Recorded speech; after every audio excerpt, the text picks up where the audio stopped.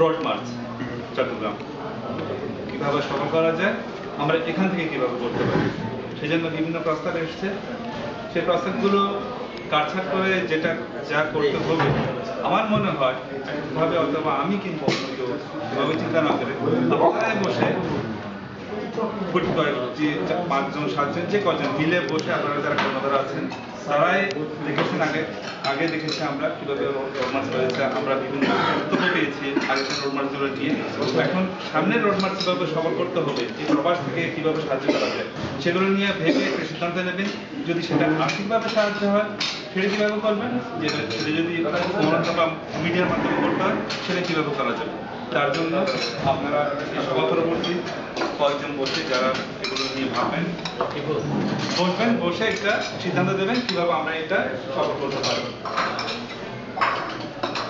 তাহলে আমার মনে হয় এটা ভালো হয়, এটা বাকিটা আপনারা বুঝে।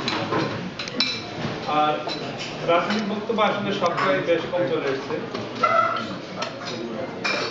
বাংলাদেশে এমন কোনো সেক্টর নেই যেখানে নিয়ে আমাদের বক্তব্য রাখার কোনো অবকাশ আছে, কারণ আরো অনেক বিশেষজ্ঞ রাখবে যেটা বোঝার জন্য, আর সাধারণ মানুষের বোঝার জন্য সবকিছু মিলিয়ে বিশেষজ্ঞদের যত মতামত সবগুলো মিলিয়ে যে অত্যাচারটা সেটা কিন্তু হবে সাধারণ মানুষ।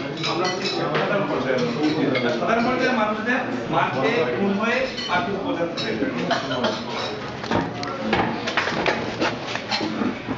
এই সরকার প্রথম চাকরি করেছে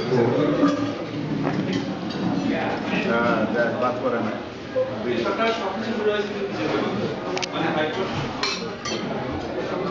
যেখান থেকে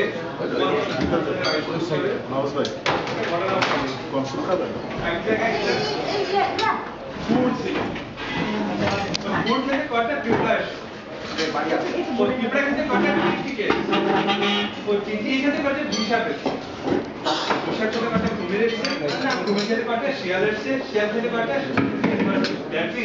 গুড় থেকে শুরু করে সবকিছু